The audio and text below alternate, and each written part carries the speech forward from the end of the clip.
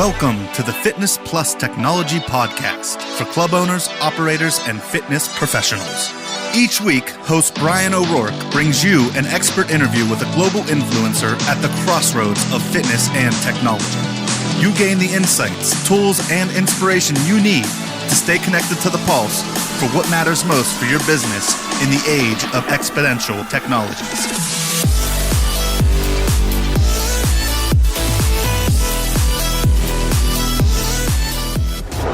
Hello, listeners, and welcome to the podcast. This is your host, Brian O'Rourke. I hope as your summer wraps up, it's been a great one. And as we prepare for fall in the U.S. here with the collegiate and professional football teams and back to school, and of course the coming fall schedule of shows, be it Cybec in North America, the Gold's Gym Owners Conference for the franchisees, in early October in New York City, and then in mid-October, of course, in Portugal and Lisbon for the IHRSA EU Congress. We have quite a lot coming up in the coming weeks, and I hope you'll tune in because we have some great content planned to share with all of you. Today we have a really spectacular guest, and all of them are great, and we're very thankful for the people that participate in the podcast for you all to benefit from. In this case, this is an exceptional man, Rasmus Ingerslev, who has an amazing career, of course, based originally in Denmark, launching a chain of clubs at a very young age, leaving that in late 2007-ish, and launching Wexer. I've known Rasmus for about a decade, and have consulted and really collaborated with him in the industry for that time. He went on with Wexer to then launch Fresh Fitness, which he sold, and now he's developing the chain Repeat, which is a very interesting brand. Of course, Wexer continues to grow with over 4,000 clubs in the digital era of content. And, of course, his relationship with Barry Bootcamp in the Nordic, which is exceptional as well. The former chairman of the IHRSA Board of Directors, which I had the pleasure of knowing him there. And then a great presenter, a great leader. I hope you enjoy this episode. Follow Rasmus R. Ingerslev on social. And I hope you enjoy our conversation on a variety of topics as he joins us from Stockholm for a call this morning. So thanks for joining us, and let's proceed to the interview. All right. Now we're joined by my good friend, Rasmus Ingerslev, who is in Europe right now. Rasmus, where are you right now? Currently, I'm in Stockholm, Sweden. Well, thank you for making time. As we discussed in the intro, Rasmus has many pursuits that he is involved with right now, and having worked with him in his leadership role at IHRSA and throughout his career over, I guess it's been about a decade, Rasmus, since I've been following you. Right. Yep, and your amazing run. I'm so grateful that you're able to make a few minutes time for our audience today to talk about some of your observations. I mean, right now you are developing a new chain of really interesting clubs in Repeat. We follow those very closely. Of course, your development of Barry's, and of course, your role in leadership at Wexer, amongst other pursuits. I know that you'll have a very unique kind of way of expressing your views on technology and club operations.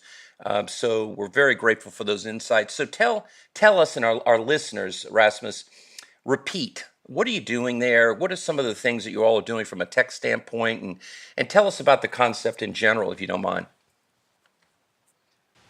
Well, I think when it comes to Repeat, it's an expression of a maturing market in the sense that when I started doing clubs in Denmark about 20 years ago, it was a very immature market, only a 3% market penetration approximately, or 4% maybe at best. So fitness was kind of a one-size-fits-all kind of product. Now we're up to approximately 14% of market penetration, which brings us to among the higher penetrated countries in Europe. and a more mature market where one size fits all doesn't really do the trick anymore. And so repeat is basically an expression of that, in the sense that it caters to a specific audience within that larger demographic of gym goers. If I'm to explain it in the best way, try to imagine a trendy cafe, trendy nightclub. The atmosphere you would expect there is somewhat similar to what you would expect from a repeat club. It's somewhat broader than your typical gym, in the sense that we try to embrace lifestyle more than just exercise. And in doing that, we have ongoing events with live DJ. We have cocktails and kettlebell is one of the events where we actually serve champagne. We have other events like those where we kind of blend in what our audience does when they don't exercise. We're building workstations now. We have healthy food options.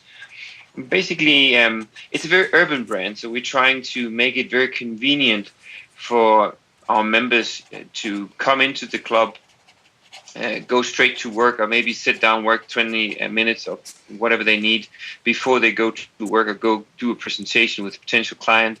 Just trying to blend into their lifestyle, embrace that both in their exercise but also in their pre and post workout. Is it, would you call that, I know this term's used loosely, Rasmus, but is it more of a lifestyle brand? I mean, I see that in this world that you describe, where there's a maturation and you're trying to create, it's not a one-size-fits-all market anymore. Differentiators like in Repeat, for example, you've gone through great lengths with respect to design. As for listeners who haven't seen the Repeat brand, you should really Google that. There's a lot of great videos showing the aesthetic focus and then this social focus with the music, almost the nightclub environment. Would you term that lifestyle? How would you coin that? Well, I think, at the end of the day, it's about the Achilles heel of our industry is that we keep losing people. We lose maybe up to 50%. And I think it may have to do with people not feeling at home in their club, in that the environment isn't really for them. I think I became very aware of this when I moved to Stockholm and joined one of the more high-end health clubs. And as much as I embrace diversity, when I work out, I have a certain set of expectations. I want certain type of music. I want a certain type of atmosphere and feeling of intensity. And, when you walk past the pool where you have a group of very mature people doing water aerobics, that's not really what sets me up mentally to do my heavy lifting. So that kind of made it very clear to me that if you want to make people feel at home, you have to create a certain atmosphere. You have to allow yourself to rule out some certain demographics to really, really cater well to other demographics.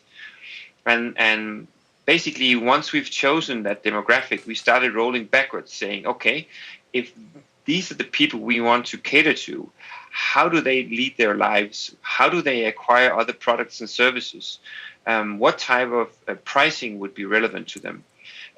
How should we solve technically how we sell them memberships and so on and so forth? And basically, we started with the end user in mind and their everyday life, and then trying to build our product around that. Obviously, adding the 20-year plus experience we have from building health clubs in different segments, and from having traveled the world and gaining a lot of insights through doing that.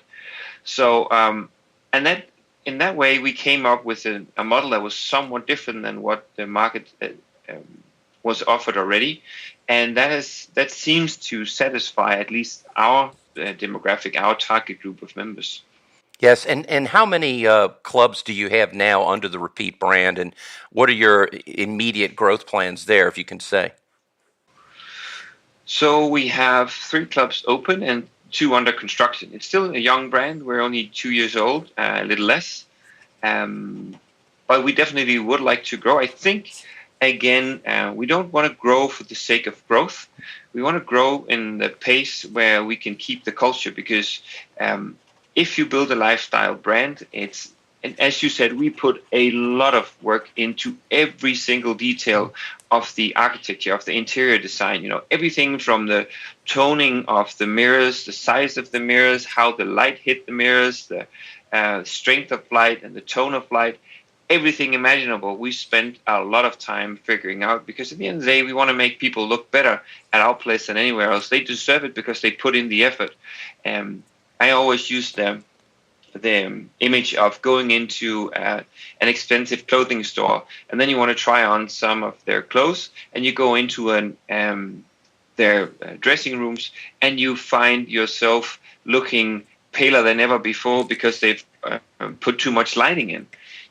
It really matters. It matters how you look and how you feel in a certain place. And we want to make you feel good in every way possible, because as I said, once you've made the commitment to get fit and you put in the hard work, you deserve to see the results. And that requires the perfect lighting, the perfect mirrors, and so on and so forth. So we spend a lot of time doing that. And I think that definitely sets us apart from competition, and that level of passion and experience in building clubs hopefully will positively set us apart. Yeah, I think the idea of aesthetics and user design, experience design in club is really, really becoming a significant differentiator, wouldn't you say?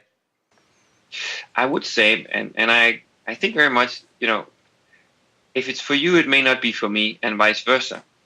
So I think you have to be clearer than ever who you are and who you cater to.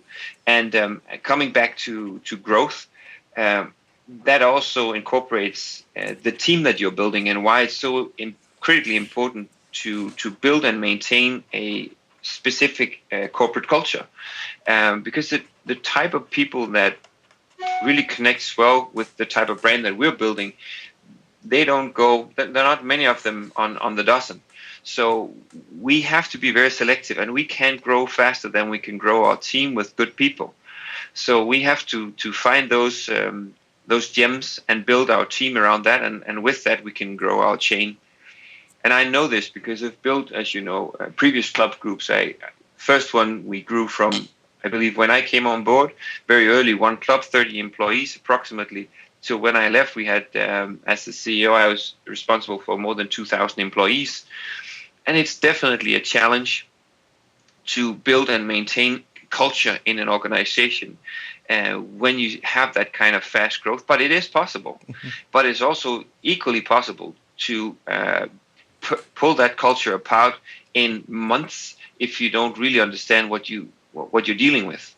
Yeah, so true, so true. So it's fragile. Yes, and so in the era of technology where we're talking about digital more and more, what becomes more important as a differentiator are the people and the things that aren't necessarily digital at all.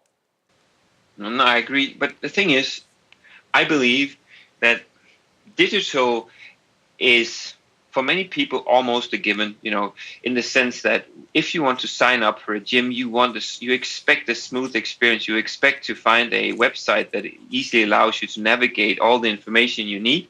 And if you decide to join, you can easily do so without any kind of hassle. Yes. In our case, obviously, even access is depending on your mobile device, because your mobile phone is your membership. And it's also what allows you to access the club. So all of those things, at least with the demography we are working with, that's kind of a given. Yes. There's no, it has to be seamlessly integrated, and it has to be a smooth experience. And not until that is executed well will it matter whether we smile once they get in the door. Yes. But obviously, those things all need to connect. And I think technology allows us to take away some of the non-valuable interactions with customers and allow us to have the real valuable interaction. Yes. Because, previously I remember some gyms even had people lining up to get a locker key, mm-hmm. And it has zero value, and the interaction ended up being very stressful for both the member and for staff.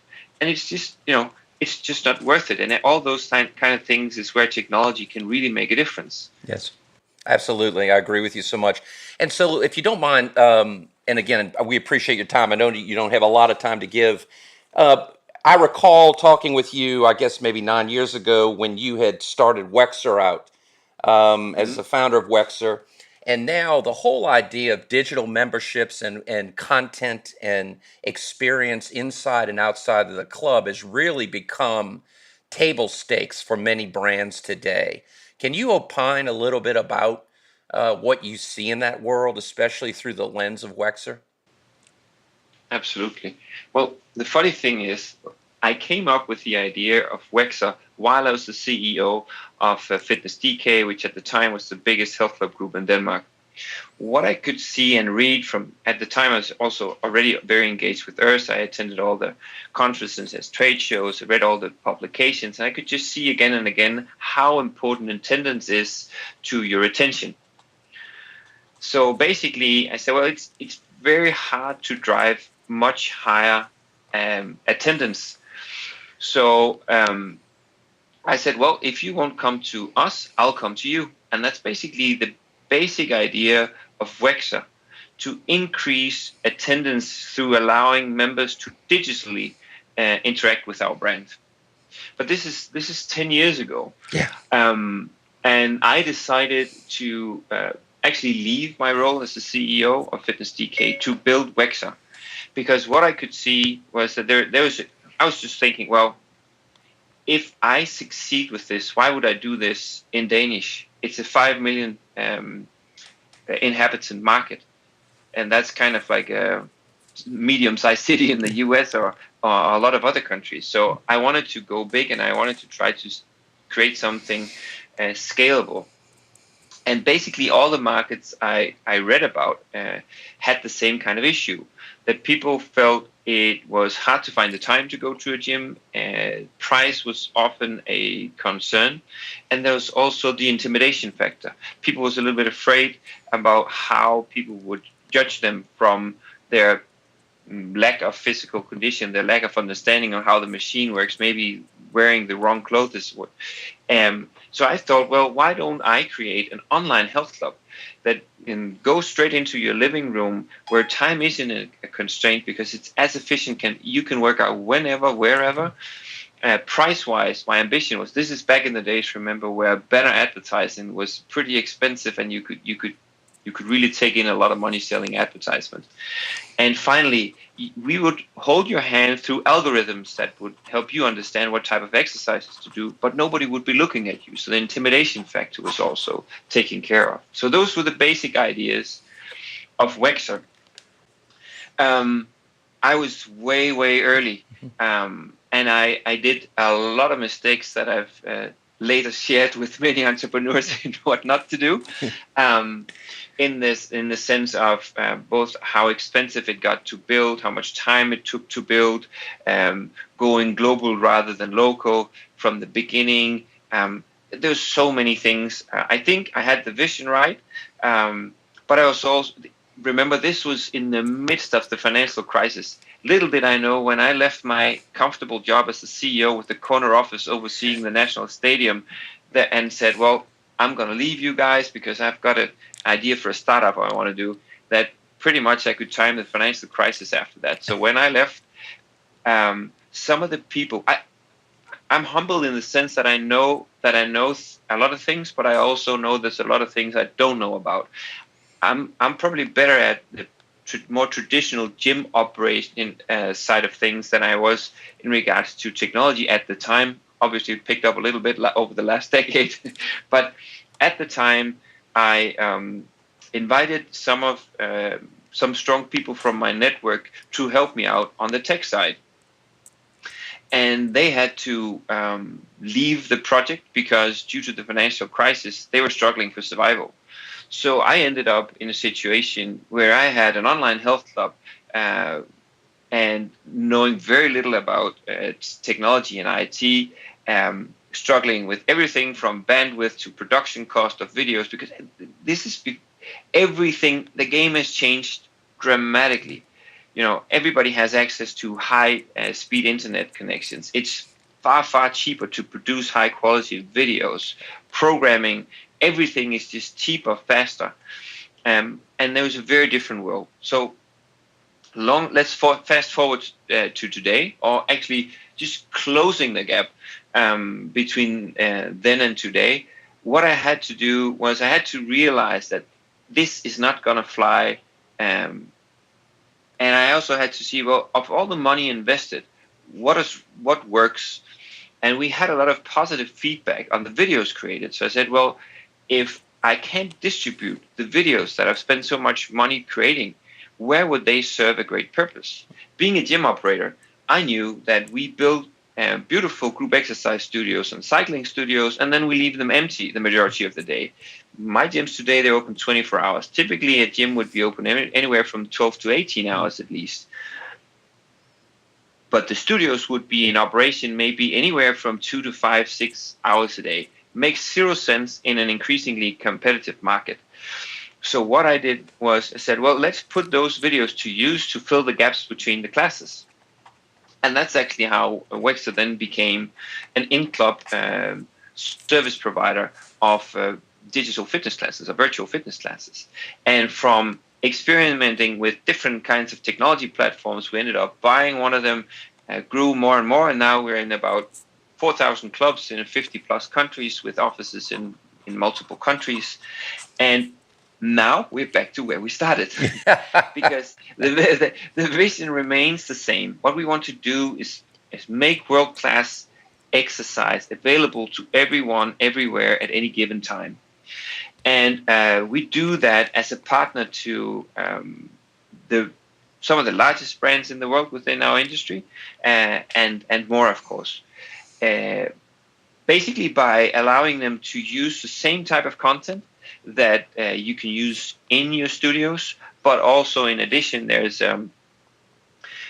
a workout builder that allows you to say, well, do you have exercise equipment available or not? If you don't, well, what do you want to do? Cardio, strength, what level, which kind of time, and what time do you have available?